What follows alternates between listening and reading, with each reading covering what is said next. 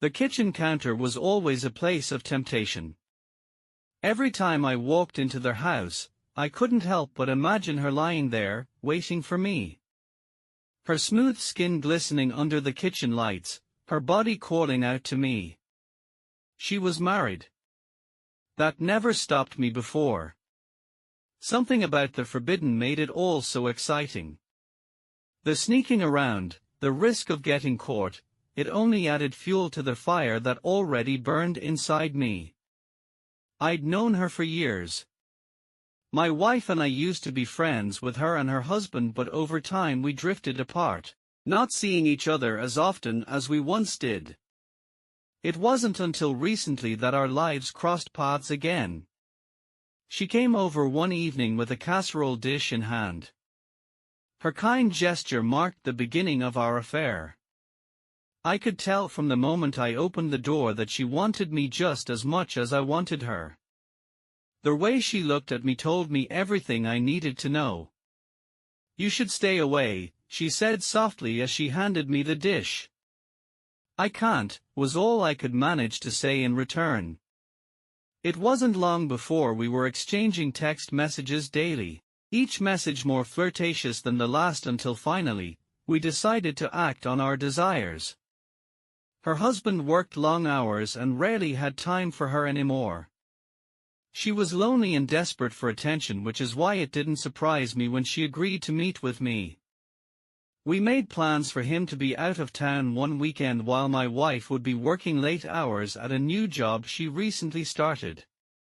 The first time we met was magical. We spent hours exploring each other's bodies and making love like neither of us had ever done before. We tried every room in the house but always ended up back on the kitchen counter somehow. I received another text from her late one night while I was at work. It read, "He's out of town again." My heart raced as I read the message, my mind racing with thoughts of what was to come. I arrived at her house later that night and let myself in as she had instructed me to do. "Up here," she called out to me from upstairs. I climbed the stairs slowly, taking in every moment. I couldn't believe this was happening again. "Is this what you want?" I heard her say softly from down the hall. I stepped into the bedroom and there she stood, naked and beautiful. Her body glowing under the soft candlelight that filled the room. She walked toward me slowly, a seductive smile on her face as she reached out and grabbed my shirt collar, pulling me closer to her. "I want you," she whispered in my ear before pressing her lips against mine. She pushed me onto the bed and climbed on top of me, straddling my waist as we continued our passionate kiss. Her hands explored my body as if it were new territory that had never been discovered before. Every touch sent shivers down my spine. It wasn't long before she made her way down my body, kissing and nibbling along their way until finally reaching their intended target. She looked up at me with a mischievous smile. She worked expertly with her tongue and hands until I could no longer hold back. I pulled away from her for a moment and looked into her eyes.